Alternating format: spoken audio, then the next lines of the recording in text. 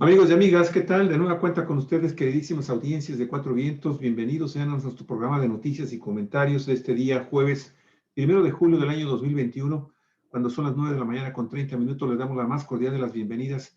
Queridísima Olga, ¿qué tal? ¿Cómo estás? Qué gusto saludarte. Me da mucho, Híjole, mucho tanto gusto tiempo verte. sin vernos, Así querido es, tenía Javier como Cruz. 20 años que no te veía. Sí, qué bárbaro. Bueno, pero los estamos recuperando. Así es. ¿Qué tal, amigos, amigas de Cuatro Vientos? Miren ustedes, yo soy una persona muy despistada, con mucha frecuencia, no sé dónde queda el norte, el sur. Si me doy, en Chihuahua decimos maracanchoncha, pero quiere decir nada más darte vueltas. Si te das vueltas con los ojos cerrados, este, ya no sé dónde estoy. Y bueno, por eso le tengo tanta envidia a las aves. Las aves tienen en su ojo una brújula cuántica que les permite Increíble, no ¿verdad? extraviar el rumbo en las larguísimas distancias que recorren cuando emigran pues de un país hasta otro, ¿no? O pasando por varios países. Hace un par de meses, un equipo de biólogos descubrió evidencia suficiente que sustenta la presencia de un gen migratorio en las aves. Este les permite no solo llegar a sus destinos veraniegos, sino que les da la pauta exacta para no perderse en el camino. Benditas aves. La nota es de National Geographic.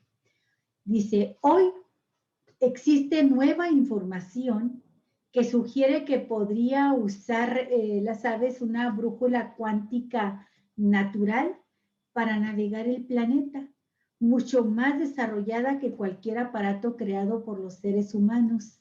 Ahí está el pequeño colibrí, Javier. Mira, nada más que lindura. Así como sucede con los tiburones en los océanos, parece ser que diversas especies de aves tienen un sistema de geolocalización natural integrado al cerebro. Un equipo de científicos de la Universidad de Lund en Suecia asegura, sin embargo, que se trata de un sistema aún más especializado que comparan con una especie de brújula cuántica que les ayuda a leer el campo magnético de la Tierra. Este dispositivo natural les permite distinguir el norte del sur a lo largo de sus rutas migratorias anuales.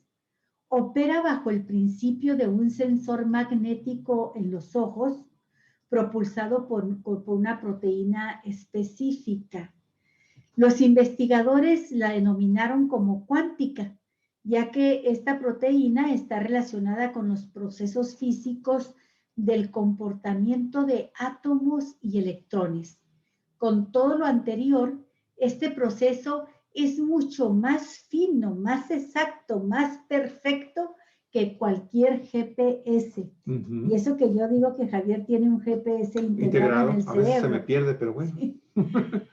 Ahí En va. un laboratorio, Javier, se probaron las retinas de los pelirrojos o petirrojos europeos, los Erythacus rubecula, así se llama científicamente este petirrojo, y su reacción con campos magnéticos controlados. Según los reportes del artículo publicado en la revista Nature, con base en la proteína CRI4, es que las aves pueden ubicarse en el espacio. Los investigadores creen que el mecanismo se despierta cuando los electrones solitarios empiezan a funcionar como imanes minúsculos con base en el fenómeno spin. De acuerdo con la investigación, la precisión con la que logren ubicarse dependerá de la cantidad de esta proteína en los ojos de las aves.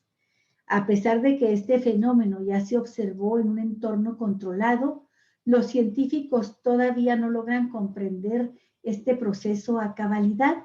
Según los biólogos, el CRI4 será determinante para entender la operación de esta brújula cuántica. Mira qué ojos, Javier. No es que cosa En tan combinación hermosa, con qué el color de barbaridad. su pico. Todas las aves que están ahí, tremendas. Lo que sí pudo observarse fue cómo interactuaba la proteína CRI4 con la luz azul al ser aisladas. Para el CRI4, la cantidad de luz absorbida se modificó al exponerse a un campo magnético. Esto indica que la introducción de este factor impacta directamente en la producción interna de la proteína en los ojos de las aves. Es entonces donde se da la denominación de un juego de imanes cuánticos. Otra de las preguntas que surgieron a partir del estudio es si esta capacidad cambia de especie en especie o si es una cualidad exclusiva de los petirrojos analizados. Por el momento, sigue siendo difícil imitar las condiciones internas de los ojos de las aves de manera artificial. Sin embargo, se tiene identificado que la clave estará en la retina de los pájaros, donde existe una mayor concentración de esta molécula, de esta proteína CRI4, que ojalá y la vendan luego en pastillas, Javier. Te quieres apuntar, ¿verdad? Para ver desde aunque se me pongan los ojos rojos, Javier. Pero te puedes ubicar perfectamente bien en dónde estás y hacia dónde vas.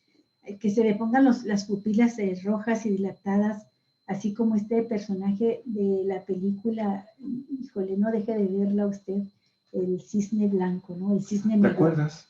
El cisne negro. Sí. Qué bonita película, es una bailarina que interpreta siempre a un cisne blanco, pero tiene a la vez que interpretar a la contraparte, al cisne negro, y ahí la manera en que se convierte en ave es tremenda. Le empiezan a surgir de sus brazos unas plumitas negras, ¿no? Y luego extiende las alas enormes y de pronto la cámara se centra en sus ojos y tiene los ojos rojos, ¿no? Pues es que tenía mucha proteína CRI4. De seguro eso fue, Galicia. Lo cierto es que, bueno, mira, observando estas imágenes de las aves, que es mínimo lo que estamos alcanzando, mira nada más. Pues uno dice, qué maravillas tiene la naturaleza. Mira este pato mandarín, mira, qué cosa tan preciosa. En fin, amigos y amigas, esta es una nota con la que queremos empezar nuestro programa, pues de una manera amable y obviamente siempre sorprendiéndonos con los temas científicos, ¿no? Y de la naturaleza que se combinan. Y la verdad es que dan como ejemplo, como resultado, pues un asunto realmente muy interesante, Olga Alicia. Sí. Oye, antes de continuar con la siguiente nota, la de Conagua, a lo mejor tú quieres hacer algunos comentarios al respecto. Fíjate que en este momento el presidente Andrés Manuel López Obrador está dando a conocer un informe especial con motivo de los 3 años en que él ya tiene la declaratoria oficial de que había ganado las elecciones y que se convertía en el próximo presidente de México por el periodo del 2018 al 2024. Entonces, no nos va a alcanzar ahorita a poder manejar, si podemos, vamos a ver si todavía alcanzamos a ver algunas de las reacciones y qué fue lo que informó el presidente López Obrador, pero es importante mencionar que últimamente se han estado consolidando las versiones de que estamos ante un golpe blando en México, que se puso en marcha desde las altas esferas de los poderes fácticos que resultaron altamente afectados por el tema de lo que ha estado haciendo el presidente López Obrador y su gobierno en materia de renovación de algunas leyes, algunas han quedado suspendidas. Simplemente cobrarle los impuestos que no pagaban. Por ejemplo, ese es otro, quitarles a grupos también delincuenciales asociados con empresarios y gobernantes en los estados de la República el tema del huachicol, la extracción ilegal de gasolinas. 60,000 millones de pesos al año, eso les quitó. El tema del aeropuerto internacional de la Ciudad de México, en Texcoco. Y bueno, el día de hoy, el portal, sin embargo, Olga, trae un tema muy interesante que quiero ahorita compartir rápidamente porque nos habla de cómo el portal, sin embargo, que tú sabes, pues está ahorita dirigido por Alejandro Páez y fortalecido en el área de investigación por Álvaro Delgado. Con Álvaro, efectivamente, pues está tomando mucha credibilidad y tiene que ver con esto de los compromisos que se han cumplido y los que no se han cumplido. 3 años, 12 compromisos sin cumplir, 29 compromisos pendientes y 41 de ellos ya totalmente completados. Y aquí están los compromisos y aquí está la gráfica que no nos deja más que interpretar pues sin embargo, después de hacer un análisis muy interesante de lo que se ha publicado, de lo que se ha publicado en el Diario Oficial de la Federación, las leyes que se han aprobado en el Congreso, el combate a la corrupción, qué investigaciones están abiertas y qué es lo que queda pendiente. Entonces, fíjate cómo cuando él tomó sus 100 días, tenía 22 de sus compromisos completamente cumplidos, 12 totalmente sin cumplir, otros más, 25 en proceso de ser complementados y finalmente quedaban 41 que no se podían evaluar porque no había información en ese momento sobre los resultados de esos proyectos de gobierno del presidente López Obrador. Y aquí vamos viendo cómo los proyectos realizados, cumplidos, han ido creciendo: 28 a los 6 meses, 32 en su primer informe de septiembre del 2019, 35 en el informe de diciembre del 2019, la misma cantidad en la elección del segundo año, y ahora, ¿sí? 3 años de esta elección, 41 compromisos cumplidos, solamente 12 no cumplidos, de acuerdo a esta evaluación que está haciendo, sin embargo, 29 de los cuales están en proceso de cumplimiento, y fíjate cómo se reduce de 41 a 18 los proyectos todavía que no se pueden evaluar porque no hay elementos con los cuales los periodistas, sin embargo, pudieron haber hecho su evaluación. Esto, de alguna manera, va creando una conciencia de información interesante, un ejercicio de información interesante que está haciendo. Obviamente, López Obrador va a tener su propia evaluación. En este momento, seguro lo está diciendo. Sin embargo, es interesante conocer cómo el índice de opacidad baja de 41 a 18 proyectos. ¿Sí? Y la cantidad también importante, del 22 al 41, casi el doble. Casi el doble de los que empezó en sus 100 días de inicio de gobierno. Entonces, obviamente, habrá grupos de estos que están en proceso de implementar su golpe blando aquí en el país, y de lo cual formaba parte el tema del que se habló hoy en la mañana con Jesús Sosa Castro, este tema de las medicinas, que si hay, que si no hay para los niños, que los niños ahora son unos, ¿qué? Como le dicen, los golpistas. Y eso dicen los golpistas. Saca de tonterías y imbecilizadas tremendas. Pero aquí están los números de un medio de comunicación que se ha mantenido realmente en un estatus de imparcialidad. Sí, de mucha credibilidad. Y de mucha credibilidad en los trabajos que ha estado publicando. Lo cual es mucho decir en una época en que yo coincido, Javier, no recuerdo quién fue el personaje, funcionario, que mencionó esta frase el día de ayer en una mesa de análisis. Me parece que fue en Rompevientos, pero coincido cuando dice que el periodismo pasa por una época muy negra, muy triste en México, refiriéndose en términos cuantitativos a los periodistas tradicionales de medios grandes de información, en los que para mí es motivo de gran tristeza ver cómo un periódico como Reforma, por ejemplo, que en un principio me parecían excesivos, exagerados, las críticas y a veces ataques de López Obrador, decía no debiera de meterse tanto así a pelearse con la prensa, pero es que caray, ya al paso del tiempo, cuando vemos cómo Reforma, que es un periódico que siempre ha tenido muy clara su línea pro-empresarial, siempre su línea ha sido contraria al presidente López Obrador desde que este era un opositor, no presidente.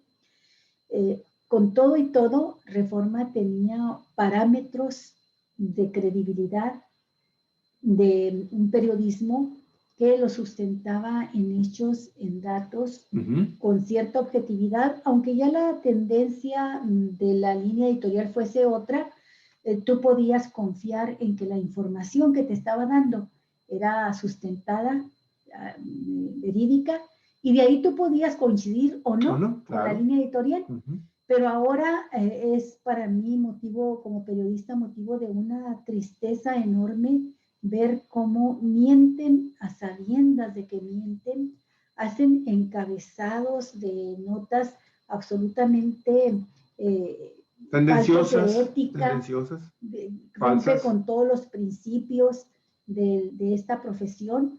Y menciono Reforma, pero puedo decir lo mismo del Universal. Y menciono los medios, pero puedo decir lo mismo de periodistas como este que fue mencionado ayer en el... Riva Palacios. Sí, Raimundo Riva Palacio, donde un día sí y otro también se avienta lo que nosotros en el argot periodístico decimos notas voladas, inventadas completamente, mentiras absolutas, ¿no? Y que son mentiras a sabiendas de que son mentiras, las difunde así.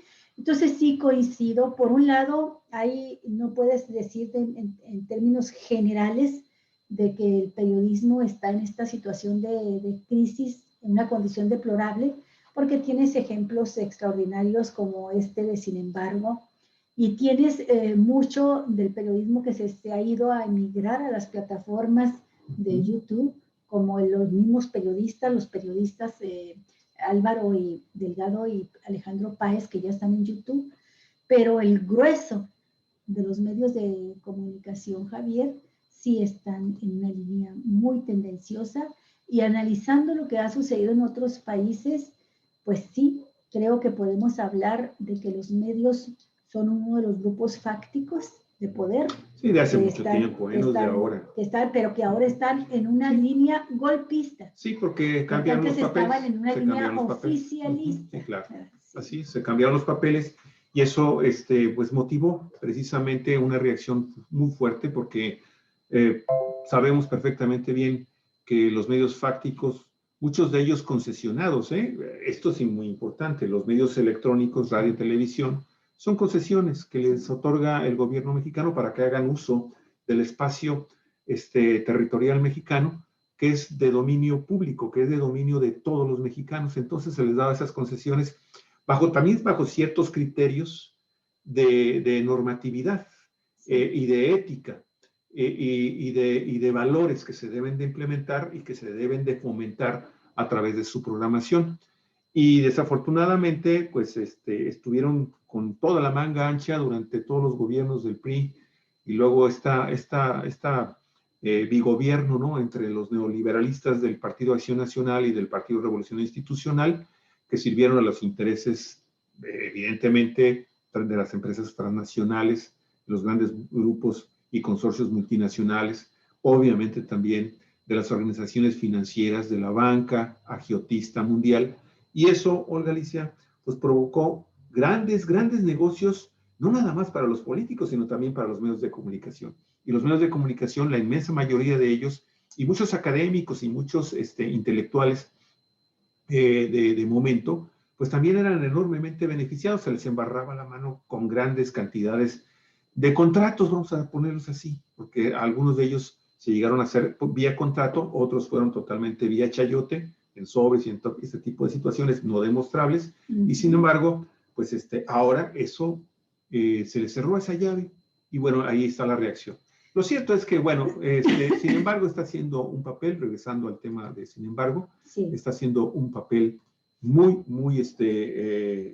positivo, muy bueno, a mí me gusta ese equilibrio entre criticar con documentos, con información, con estadísticas, con cosas medibles, objetivas, sí, pero también pues el hecho de reconocer que pues se tienen avances.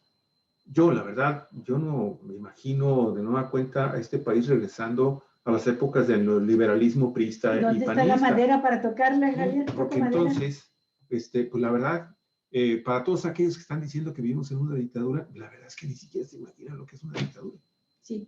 Bueno, y a mí me parece digno también de destacar, Javier, aunque fue una nota de ayer, Sin Embargo, también dentro de esta línea de estar haciendo el análisis de lo que ha avanzado o en qué se ha estancado el gobierno de López Obrador, Fíjate, recuerdo muy bien cómo en campaña se mencionaba una y otra vez que si ganaba López Obrador el país iría al desastre, lo endeudaría hasta el copete, tronaría las finanzas públicas por estar entregando los programas sociales, que por cierto los programas sociales son uno de los puntos de mayor avance en este gobierno, que es el que tiene la calificación más alta, ¿no? Sí. No solamente porque los ha cumplido al pie de la letra, sino porque hasta los ha incrementado, los programas sociales.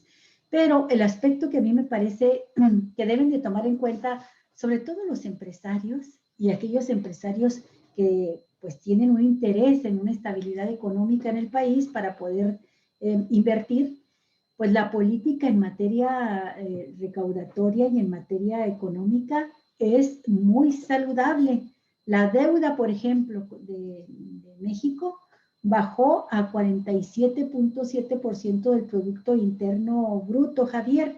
Y esto es un dato muy digno de valorar porque se refleja ya el hecho de que México no se haya endeudado como lo prometió en estos 3 años, no haya pedido créditos, nuevos créditos el gobierno, y que la política en materia recaudatoria ha rendido frutos también en lo que va del año. La Secretaría de Hacienda reportó buenos datos, un crecimiento real de 5.3% respecto a enero-mayo de 2018. Entonces, la gente está pagando los impuestos, está recaudando más el gobierno, y esto para un país que se ha distinguido por su bajísima recaudación, el que aumente un 5.8% y que haya sucedido pandemia de por medio, es un mérito muy grande de la política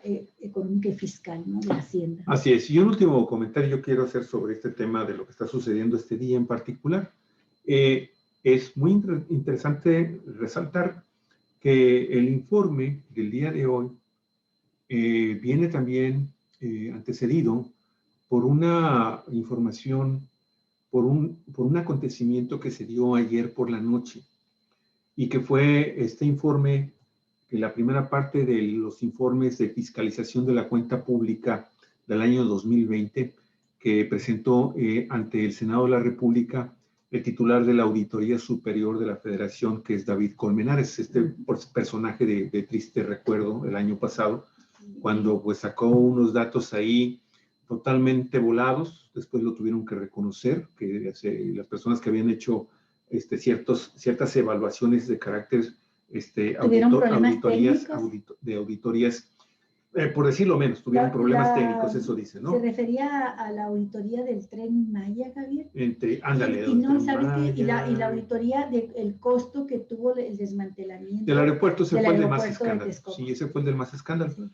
Y bueno, ahora, coincidentemente anoche, les digo, se entrega, ayer por la tarde, noche, se hace esta primera parte del informe, todavía quedan 2 más, en donde finalmente Colmenares dice que en los últimos 3 años, o sea, el periodo de Andrés Manuel López Obrador prácticamente, se han presentado 101 denuncias ante la Fiscalía General de la República y la Fiscalía Anticorrupción por presuntos desvíos por más de 18,000 millones de pesos. Sí. Y después, durante el transcurso del día, como es un paquete de información muy grande, que contiene muchos volúmenes de documentos de los resultados de las auditorías que se practicaron a la cuenta pública del 2020 al gobierno federal, pues hubo, aunque en realidad fueron del 70, fueron del 2018, 2019, 2020, sí. Empezaron los medios de comunicación a desglosar, pero con una velocidad increíble. Muchos medios de comunicación se esforzaron porque sabían que esto iba de alguna forma a poner un frentazo al informe de hoy para tener contrastes. Y bueno, se han dado a conocer cosas muy interesantes sobre presuntas irregularidades que se presentaron de carácter administrativo, pues que le han tenido un costo muy elevado al erario público. Habría que ver si el día de hoy, Olga Alicia, el presidente hace mención de esta nueva evaluación. Yo, la verdad, compartí algunos de los trabajos que me parecieron que tenían más sustento técnico, pero hay otros que, la verdad, yo le dudo y no quiero que nos pase lo que nos sucedió el año pasado cuando nos vamos con la finta, como se fueron todos los medios de comunicación a nivel nacional, ¿sí? De un informe que pues venía sesgado, que venía mal, mal elaborado. Sesgado con un error de 300%, ¿no? O sea, una cosa, datos de que había costado 300% más de lo que realmente era el proceso de desmantelamiento del aeropuerto, y así por el estilo. Tenía otras fallas, Javier, que tuvo que salir. A mí me gustó, en esa ocasión me gustó la actitud que tuvo el presidente López Obrador, que pues se le conoce como rijoso, que confronta, pero en esa ocasión, cuando le dan a conocer la cifra, él evidentemente pues ve que es un error garrafal, intencional o no, y lo único que menciona es esta frase que se ha hecho famosa, ¿no? Con la que lo quieren denostar, que dice: yo tengo otros datos, nosotros tenemos otros datos, y le pediría que fueran ellos, que fuera la propia auditoría, quien corrigiera su error para no tener que nosotros salir pues a desmentirlo, ¿no? Así es, claro, claro que sí. Y sí, al día siguiente, no, más, el mismo día. En la noche ya estaba diciendo, uy, vamos a revisarlo, porque creo que sí nos equivocamos. Y unos 2 o 3 días después confirmaron, sí, efectivamente. Y tuvo que comparecer después ante la Cámara de Diputados y dar la información correcta, que coincidía en mucho con la información que había dado el presidente respecto a esos temas polémicos de cómo se administró el recurso en ese año. Ahora hay que esperar también, Javier, los documentos oficiales. Sí, claro. Para contrastarlo, y sí, definitivamente contrastarlo con los medios más serios que utilizan más los recursos objetivos del periodismo en cuanto a la documentación, el soporte documental que tienen. Y coincido contigo, en este caso, sin embargo, puede ser el más aproximado. Así es. Y bueno, pues nada más para que usted conozca quién es David Colmenares, por si usted ya se olvidó, aquí está, se lo presentamos en blanco y negro. Es el que se equivocó con 300%. Bueno, sus técnicos, pero bueno, finalmente ese error no le costó a él su renuncia. Javier, pero es que tú dices sus técnicos, pero él es el que tiene que revisar todo, el informe lo presenta él. A eso me refiero, o sea, para que contrastemos incluso, lo digo precisamente con ese doble sentido, porque en el caso, por ejemplo, del tren, del accidente del metro, de la línea 12, de inmediato todo el mundo pidió inmediatamente la renuncia, cuando menos de Marcelo Ebrard, de Claudia Sheinbaum, eso es lo que me estoy refiriendo a la oposición, y de ¿cómo se llama? Y de siempre Mancera, Miguel Ángel Mancera. Cometido ese error y de inmediato, ¿no? Y ahora, con el tema de cuando sucedió lo que sucedió el año pasado con este personaje, pues nadie pidió su renuncia. Vamos a escuchar, vamos a darle oportunidad de que aclare. Nadie pidió su renuncia. Ni el presidente. Cuando él, como tú bien lo dices, o sea, yo estoy en el mismo sentido de que, bueno, los técnicos finalmente tienen como responsable final a los titulares de las dependencias. Sí, los técnicos son los empleados de los titulares de las dependencias.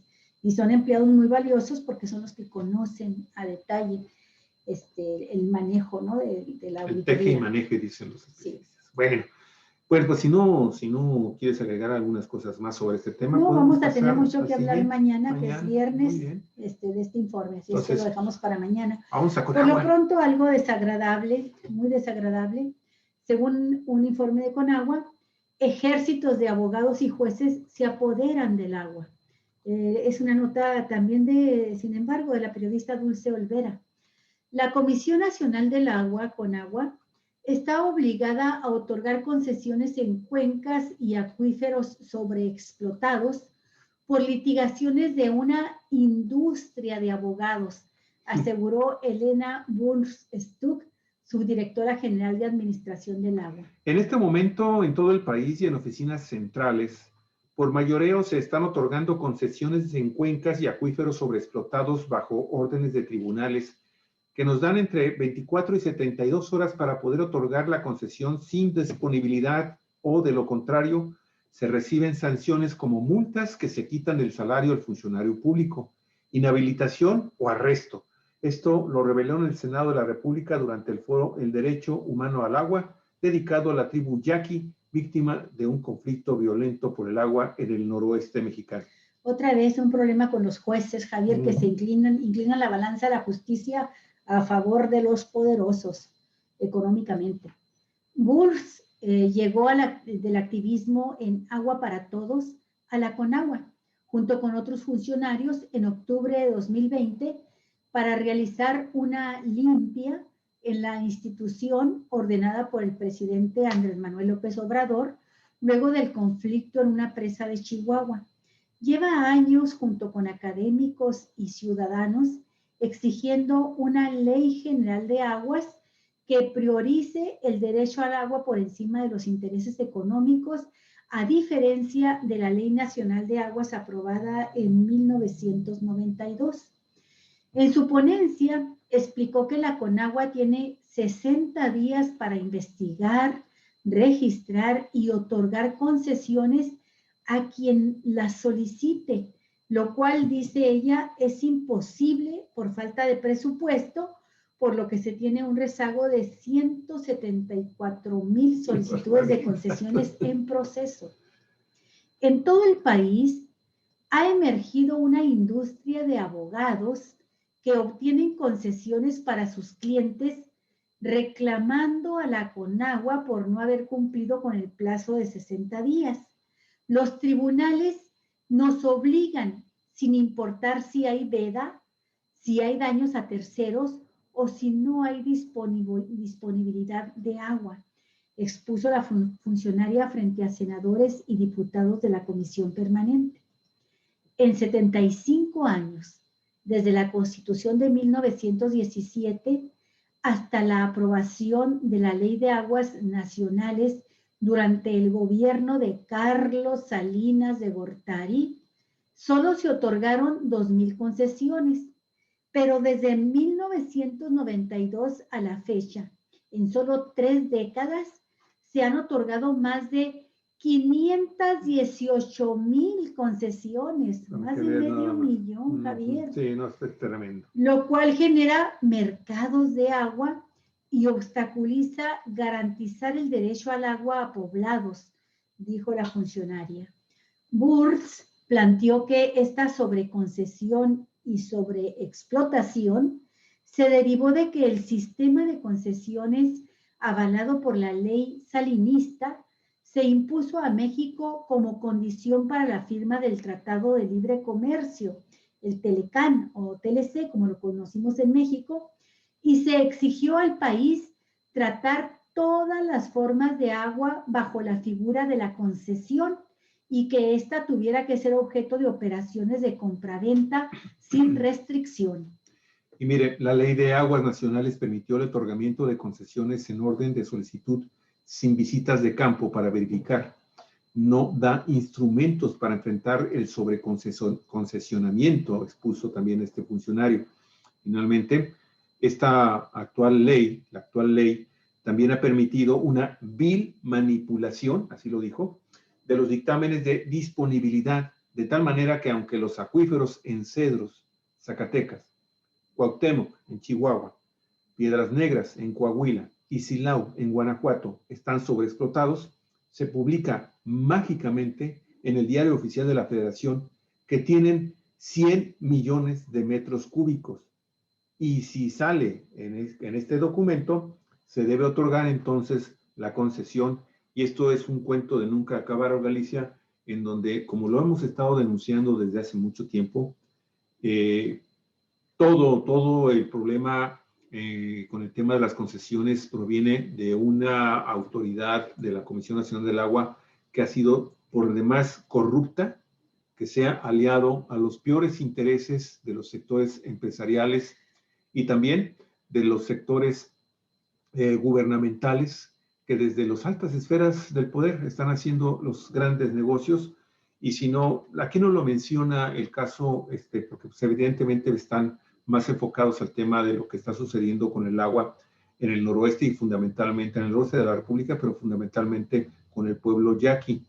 Pero De entre los grandes beneficiados con estas concesiones de agua, Alicia, están transnacionales refresqueras y cerveceras, Así es. como la Coca-Cola, como Constellation Brands, como... La minería también, Javier, que utiliza muchísima agua para el fracking. Independiente aparte también, pero el problema es que se están dando estas concesiones en regiones en donde, como bien lo dice este abogado, Elena Burns. esta abogada, se están dando en sitios donde los mantos, aparte de estar sobreexplotados, hay grandes problemas también de recarga de aguas porque las lluvias son escasas. Caso Baja California. Y si tú ves, por ejemplo, lo que estamos viendo, por ejemplo, en el Valle de Guadalupe. En el Valle de Guadalupe, pues acá lo presumimos mucho, acá en Ensenada, amigos y amigas, en Baja California, porque es la sede de la industria vinícola más fuerte de México. Sí, casi el 92% de las marcas de vinos de mesa se elaboran aquí, en este Valle de Guadalupe.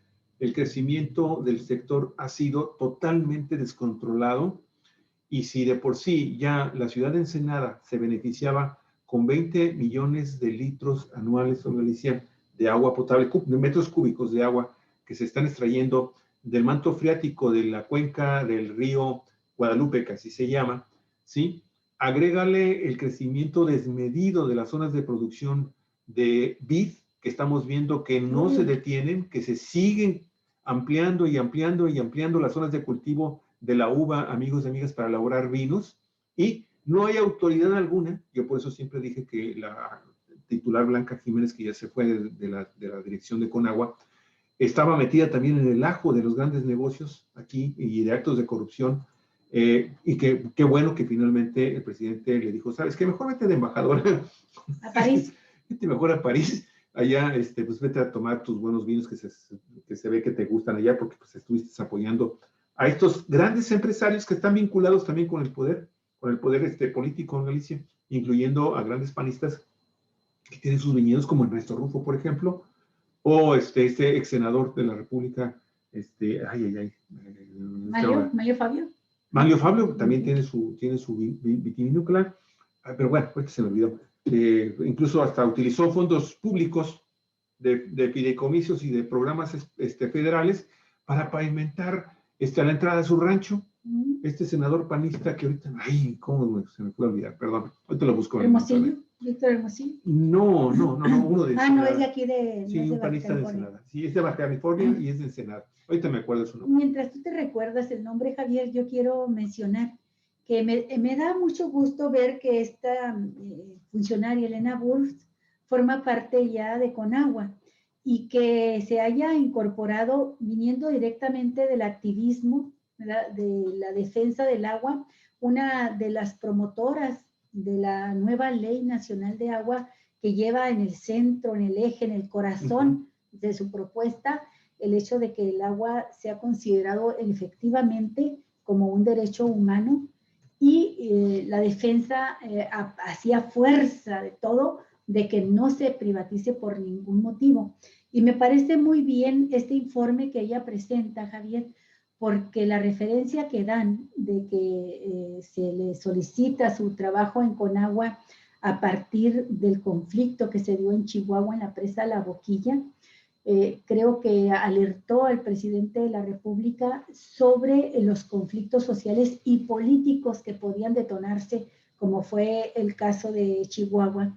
Durante todos estos meses, y que viene a coincidir con la campaña electoral para elegir gobernadora fue la panista Maru Campos en Chihuahua, se hizo una guerra muy sucia contra Morena, contra el candidato de Morena, Juan Carlos Loera, acusándolo de haberle querido robar el agua, de haberle robado el agua a Chihuahua por el pago del Tratado Internacional de Aguas, que pues consiste en que Estados Unidos envía agua a México a través del río Bravo, que llega al Río Grande, también le dicen acá, y que llega a Baja California, el envío de agua de Estados Unidos, pero a cambio Chihuahua tiene que entregar una cantidad de agua a Estados Unidos, por la que compartimos esa frontera de ese río, ¿no? y la campaña que se hizo fue terrible, de acusaciones sin fundamento alguno, de que el gobierno federal y el que era su delegado entonces en Chihuahua, estaban perjudicando a los chihuahuenses, quitándoles el agua. Ese fue uno de los elementos de campaña de guerra sucia que provocó el voto a favor de la candidata panista. Pero también es cierto, Javier, que existe, y lo demostraron en su momento funcionarios de Conagua, un uso desproporcionado de concesiones y de entrega de agua a grandes agricultores, que son los que estaban detrás de este movimiento, en la riquísima zona agrícola de Delicias, que se conoce como los vencedores del desierto, Camargo, Delicias, que es donde está la presa La Boquilla, y que así como aquí está creciendo como nunca los plantíos de vid para la producción de vino, uva para vino, en Chihuahua están plantando por todos lados huertas nogaleras, que también es un producto que demanda muchísima agua y que ahora entiendo cómo lo pueden hacer con tanta facilidad de obtener estas concesiones. Y si no obtienen la concesión legalmente, lo hemos dicho en otras ocasiones, algunos de estos huertos nogaleros están en manos de criminales, Javier, que empiezan a perforar de manera ilícita con maquinaria ostentosa, porque no puedes tú ocultar la maquinaria, las son enormes, muy altas las perforadoras de pozos para abrir a riego hectáreas y hectáreas de nogales, de nogaleras. Lo hacen con hombres armados, ¿sí? Están trabajando y hay hombres armados con armas de alto poder que no permiten a nadie acercarse. Ese es el caso de los narcotraficantes que se meten en este tipo de cultivos. Y narcopolíticos. Y narcopolíticos, obviamente, o asociados ahí los dos. Pero también hay casos en donde, y aquí lo hemos visto, incluso en el caso de uno de los principales productores de vino, el principal productor de vino de mesa en Luis Cheto, en nuestro país, que pues se ha apropiado de una enorme cantidad de pozos de agua de los ejidatarios y de las comunidades nativas Kumiai que están ahí en la zona del Valle de Guadalupe. La persona, ya me acordé, diputado federal 2015, Wenceslao Martínez. Wenceslao Martínez es el personaje que incluso, te digo, utilizó recursos públicos, casi 20 millones de pesos para pues, poner en orden ahí su empresa vitivinícola. Para eso le sirvió ser diputado. Pero también pues, están los casos de César Camacho Quirós, ¿te acuerdas? César Camacho Quirós, y de otro gran personaje. Ese es del Estado de México, ¿no? Ese es del Estado de México. Y Gustavo Ortega Joaquín, que viene siendo primo hermano, ¿de quién? De Pedro Joaquín Codwell. Mira tú. También que utilizaron recursos públicos pues, para crear sus paraísos ahí de vitivinícolas, extrayendo agua, ¿sí? Que también lo hacen, Olga, no necesario incluso que judicialicen el tema, porque ¿sabes qué sucede? Llegan, piden el permiso, a veces no se les da o existe burocracia por todos estos, ¿cuántos? Sí. 134,000 permisos pendientes. Y dicen, no, pues mejor perforo. Oye, Javier. Y perforan ilegalmente, terminó. Sí. ¿Y qué hacen? Al ratito llega la autoridad del Conagua, pues ¿sabe qué? Pues regúlelo, regularícelo. En lugar de meterlos al bote por estar cometiendo un ilícito, regularícelo. El daño ya está hecho. Es como cuando violan a la muchacha y el hombre dice, me caso con ella. Bueno, imagínate obligar a la muchacha que se case con su violador y con eso repara el daño, ¿no? Oye, Javier, creo que este caso del agua, como el que vimos en la mañana, el de las medicinas, que estaban sustentados en todo un tinglado jurídico legal, en leyes hechas exprofeso desde el salinismo hasta Peña Nieto, para proteger a los grandes intereses depredadores de los recursos naturales, violentadores de los derechos humanos de la población. Es una de las causas por las cuales no se puede avanzar como se quisiera en el proceso de transformación.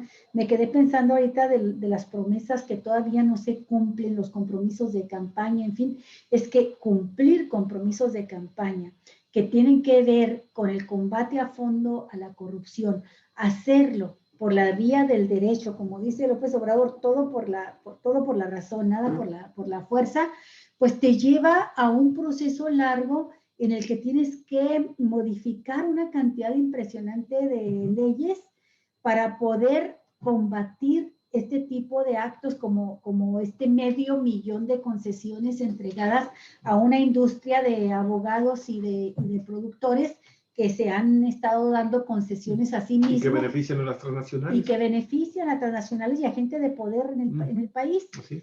Entonces, es bien difícil. Acuérdese que la transformación se está dando por la vía pacífica, la vía democrática electoral.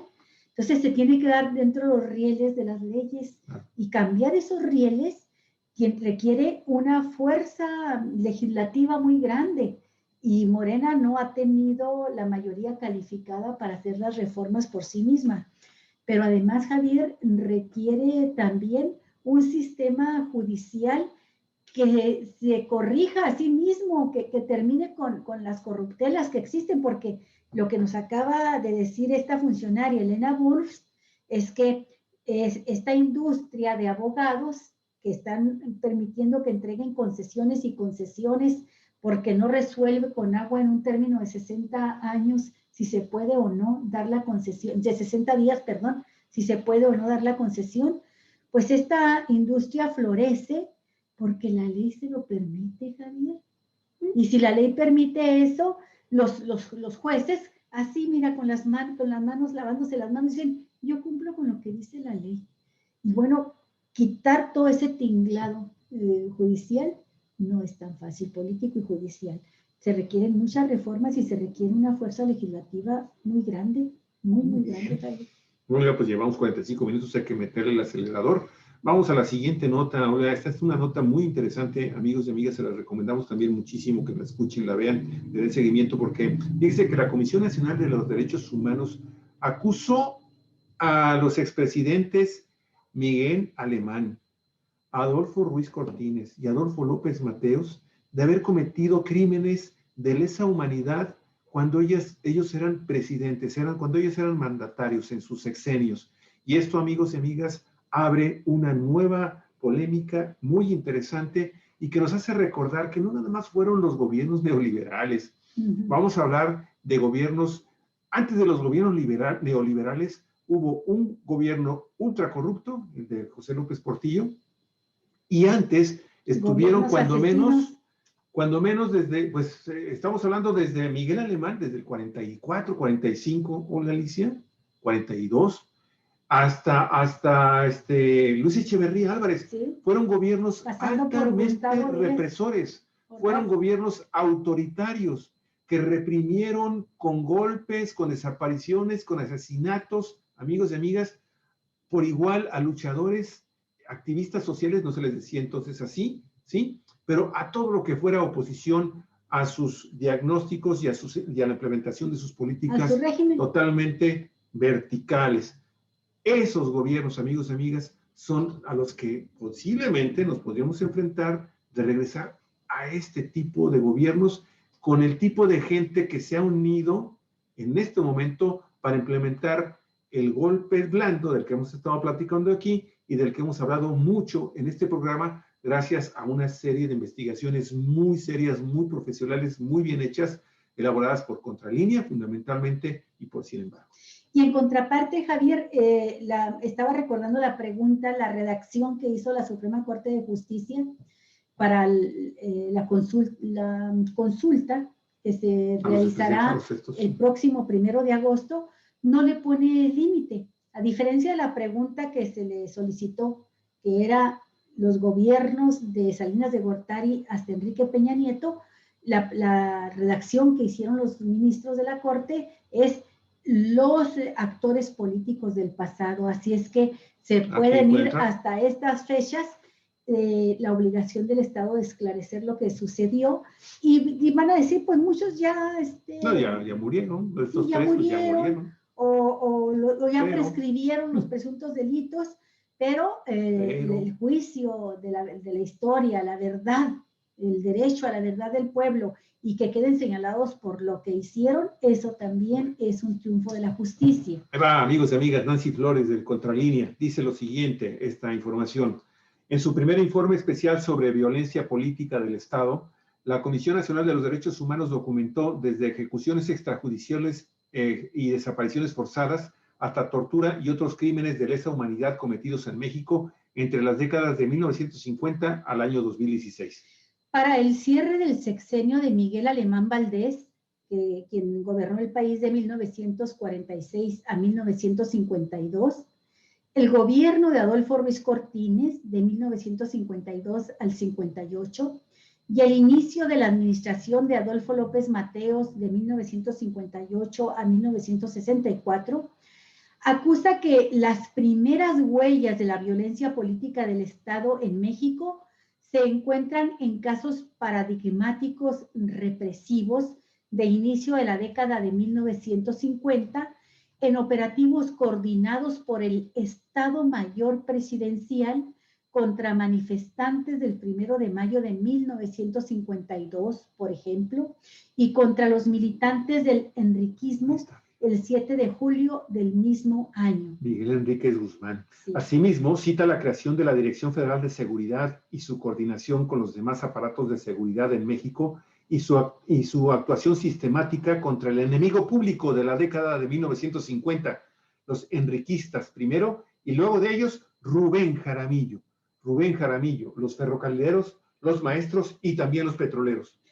El informe, elaborado por la Oficina Especial para Investigar la Represión y Desapariciones Forzadas por Violencia Política del Estado durante el pasado reciente, señala que antes y después de 1968, la violencia política respondió a un mismo fin: eliminar al enemigo política y o físicamente para garantizar un sistema de aparente estabilidad y democracia sin los riesgos de la democracia. Así es, en esa época le llamaron el milagro mexicano.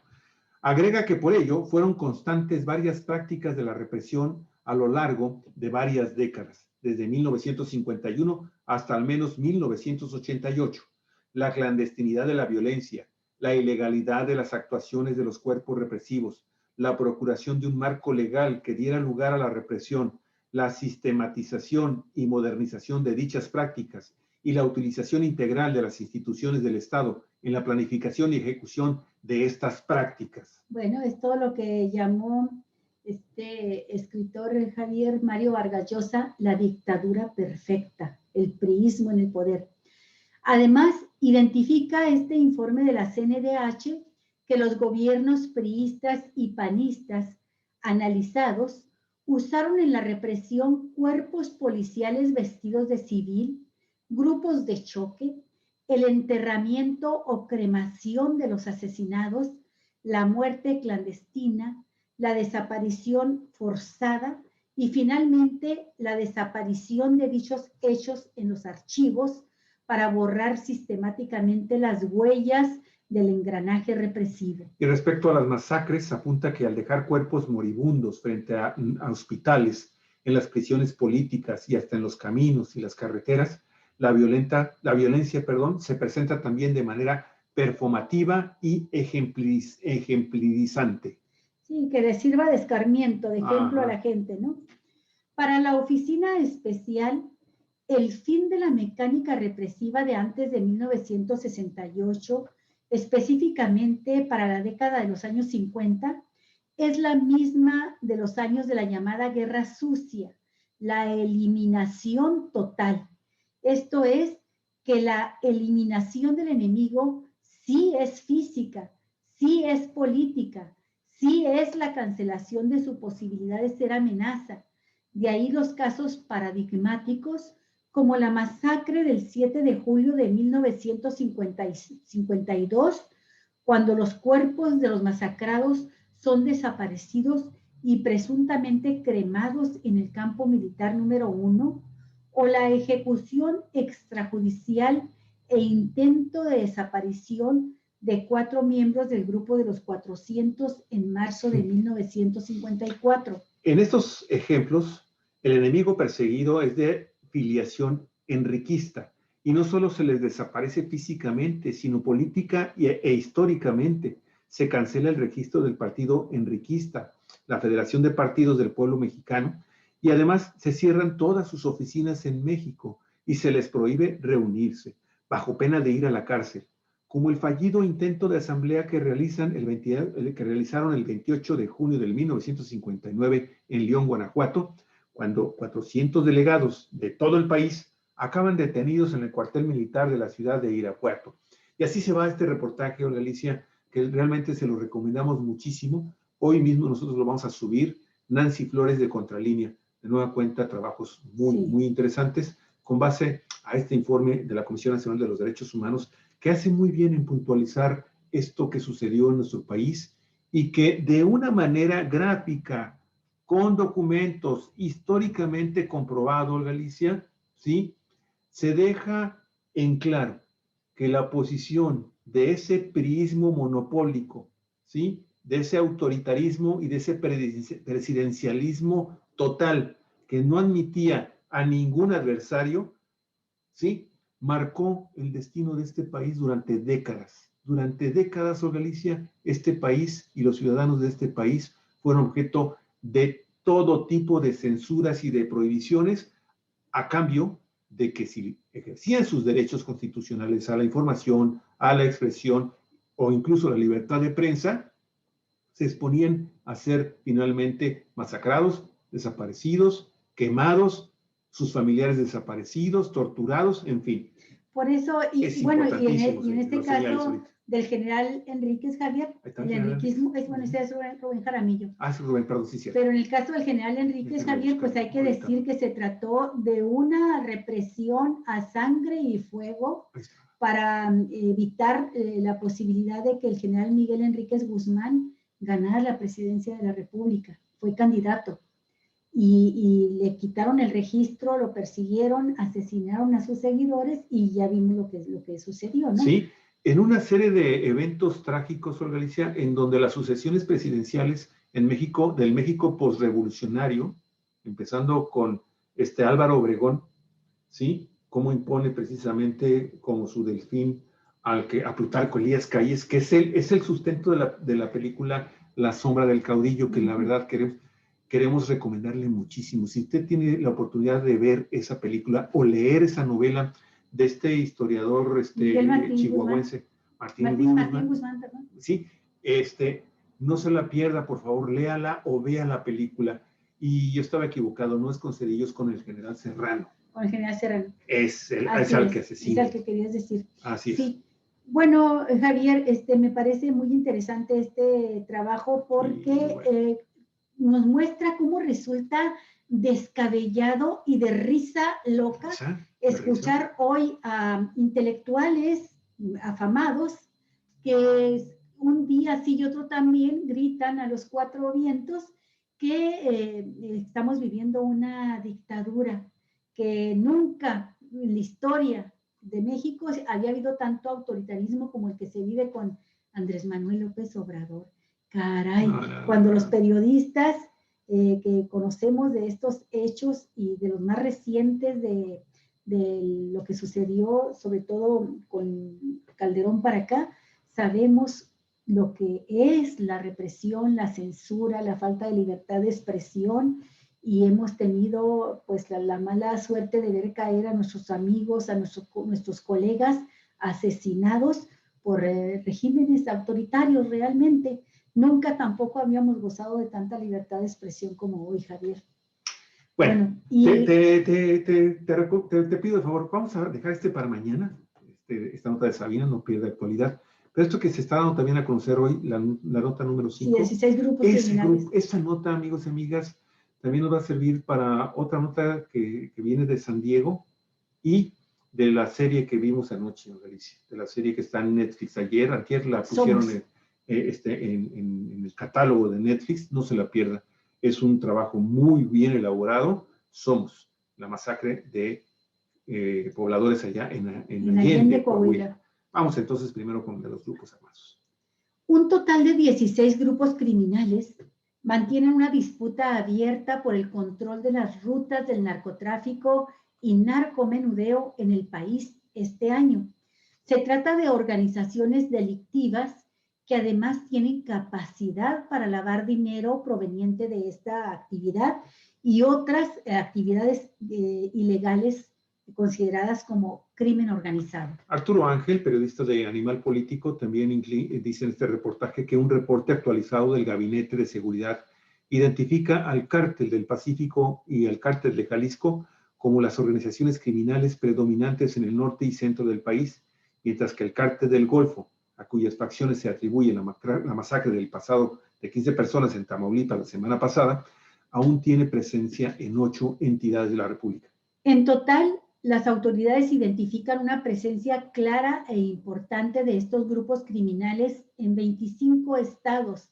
Además, el gobierno estima que el 60% de los homicidios en el país están vinculados directa o indirectamente con la delincuencia organizada, promedio que se ha mantenido a lo largo del sexenio. De acuerdo con el reporte oficial, el Cártel del Pacífico, también conocido como Cártel de Sinaloa, domina en 7 estados del norte y el noroeste del país. Ellos son Sonora, Sinaloa, Baja California Sur, Durango y Coahuila. En la mayoría, su dominio es total, aunque en Baja California mantiene una disputa con células del Cártel de los Arellanos Félix y obviamente también del Cártel Jalisco Nueva Generación, y en Sinaloa con células del grupo Los Beltrán Leiva.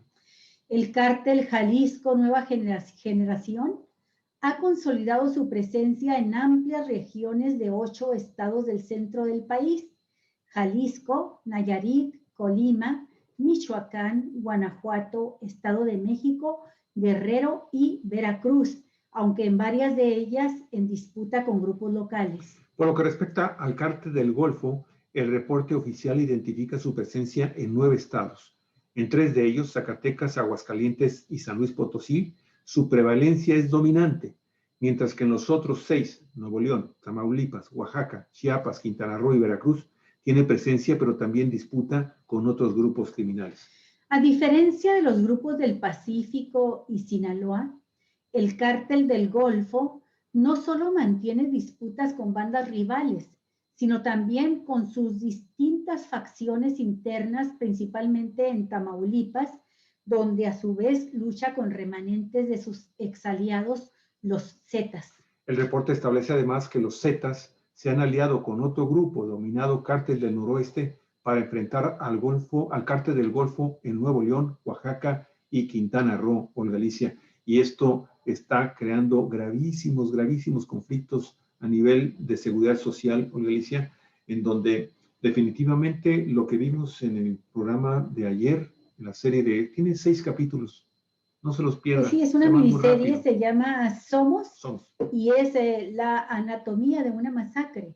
Está basado en un reportaje, obtuvo un premio Pulitzer por este reportaje, Javier, y está hecha, no es una serie de narco, es una historia muy interesante, donde los personajes hablan por sí mismos, que son precisamente los habitantes de este poblado de Allende, que resultaron víctimas de una de las peores masacres cometidas en la historia reciente del país. Y de la cual el gobierno de Felipe Calderón, ¿no? Fue el de Felipe Calderón, mire, exactamente. Calladitos se ven más bonitos. Es una historia donde involucra directamente a la DEA. E incluso el papel que jugó la DEA para esa masacre es impresionante, Galicia. La verdad, no se la pierda, no tiene Está en Netflix descanso. Y se llama Somos. Y si bien es cierto que trata un tema obviamente relacionado con el narcotráfico, lo interesante es que no se hace una apología del narcotráfico, que es lo que hacen muchas otras series que finalmente nos muestran ahí los perfiles de los grandes personajes carismáticos, interesantes, ¿no? Interesantes. Acá los personajes son la gente del pueblo, las víctimas. Así es. ¿Sí? Bueno, vamos a la siguiente, Alicia. Desmantelan red de distribución de drogas en San Diego, California. Una nota de 4 vientos. La Administración para el Control de Drogas de Estados Unidos capturó el pasado martes 29 de junio a 44 de 60 miembros del cártel de Sinaloa que tenían su sede de operaciones en San Diego, California. En esta nota de Javier Cruz se agrega que a través de un comunicado, la agencia estadounidense precisó que el operativo efectuado en San Diego, como en otros 5 estados de Estados Unidos, se incautaron 100 kilogramos de metanfetaminas y otras drogas, así como 90 armas de fuego y $250,000. El operativo se realizó tras la acusación en un tribunal federal de Estados Unidos contra 60 miembros del cártel de Sinaloa por su presunta responsabilidad en el tráfico de drogas, tráfico de armas y lavado de dinero. La DEA indicó que aún se encuentran en trámite para realizar el aseguramiento de las residencias, autos de lujo y los recursos económicos que pertenecen a los integrantes del cártel de Sinaloa que fueron detenidos. La agencia antidrogas detalló que los involucrados participaron en una compleja red internacional de narcotráfico a través de la cual recibieron miles de kilogramos de metanfetaminas por parte del grupo criminal sinaloense.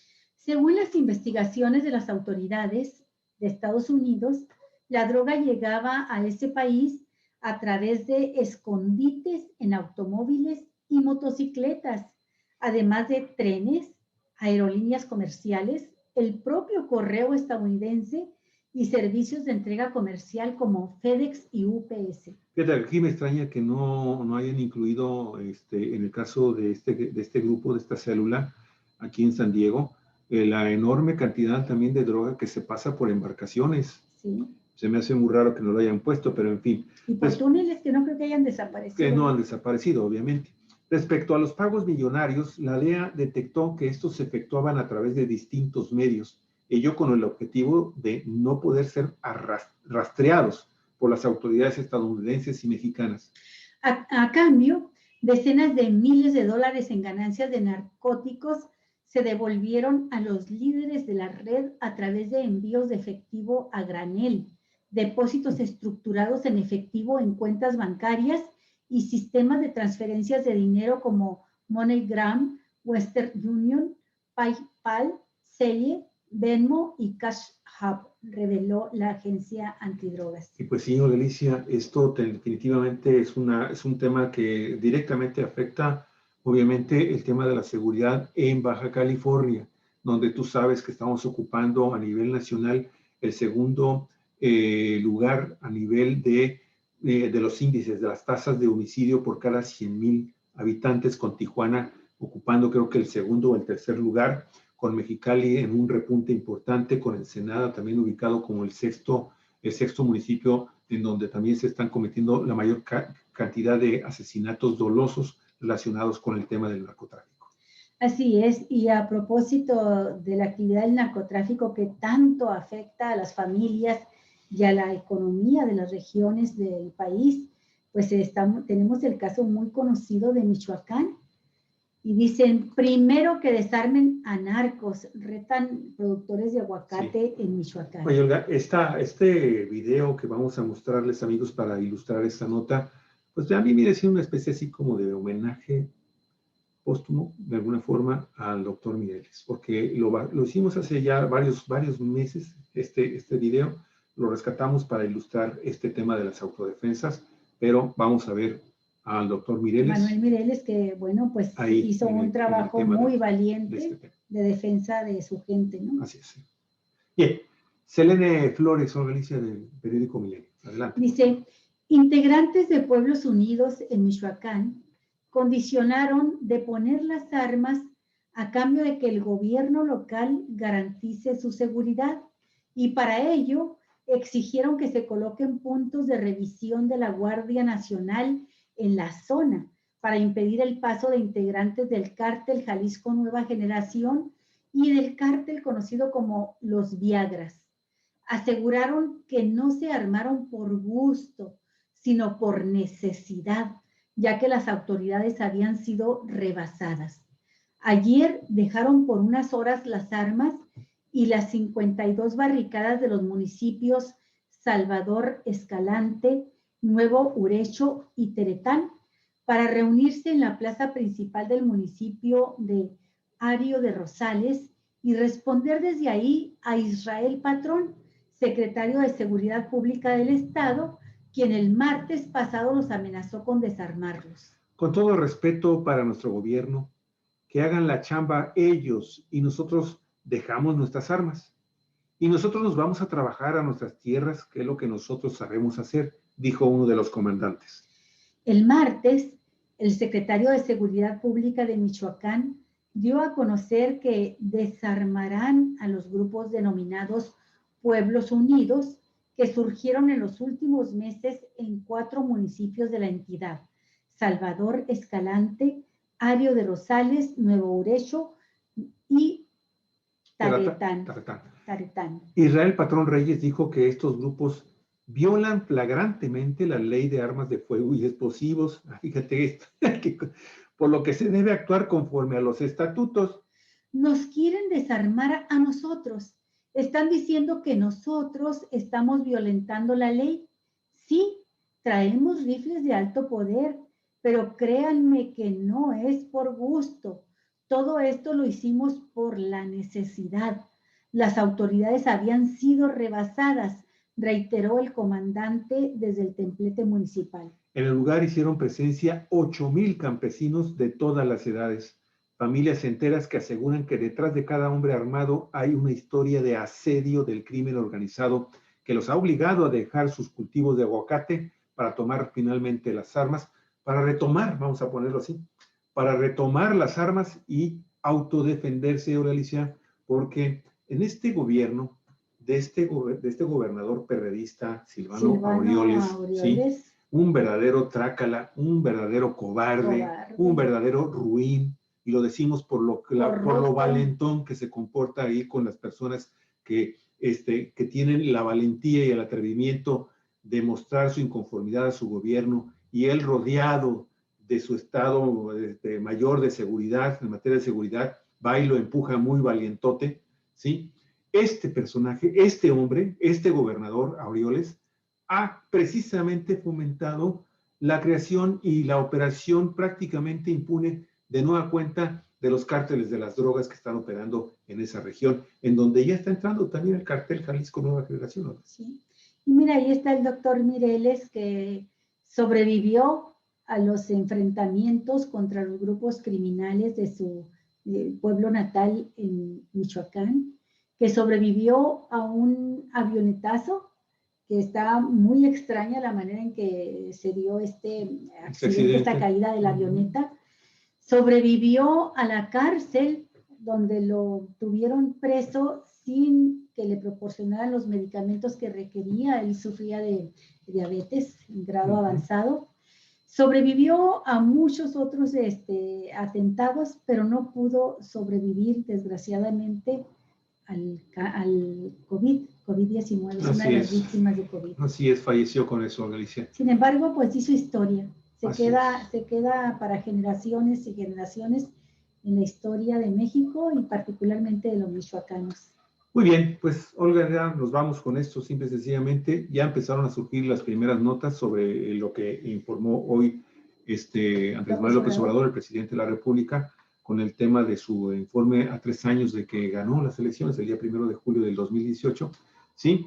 El presidente Andrés Manuel López Obrador ofreció ya este informe por el 3er aniversario de su victoria electoral del 2018, reconoció un repunte en los delitos de feminicidio y de extorsión, y también destacó el tema de las remesas, que son históricas, que no hay vandalismo, y también el combate electoral a los adversarios, que pues también ha sido producto de toda una serie de comentarios malintencionados por parte de este grupo que está intentando llevar a cabo, que ha puesto en marcha ¿cómo se llama? El manual de lo que dice la CIA estadounidense para implementar un golpe de Estado blando en nuestro país. Como lo ha hecho, como se lo hicieron a Ignacio Lula da Silva en Brasil, a Dilma Rousseff y bueno, muchos otros gobernantes que no eran de la corriente neoliberal afín a Estados Unidos. Muy bien. Con esto terminamos, amigos, y mañana va a ser un programa pues interesante, Javier, un día interesante de programas, empezando por las noticias, y que se van a acumular muchos casos. Y por supuesto tenemos también un programa con Marta Elvia García, ¿sí? Con Cuauhtémoc, ¿cómo? Dromaduro se apellida. Dromaduro. Sí, él es dirigente del Partido Popular de México, Socialista de México. Vamos a hablar de por qué consideran que se debe llevar a juicio a los expresidentes en un caso específico. No van a entrar por todo el tema, Perfecto. pero el daño que ocasionaron al país con la política energética instaurada por el neoliberalismo y culminada con Peña Nieto. Muy bien. De eso vamos a hablar con ellos y tendremos pues nuestro programa también con el doctor Víctor Espinosa. Muy bien. Es un día intenso mañana. 4 Vientos, periodismo en la red donde todas las voces encuentran eco. Muchísimas gracias. Comparta el programa si le gustó y también obsequienos un like y comparta. Hasta pronto, amigos. Hasta pronto.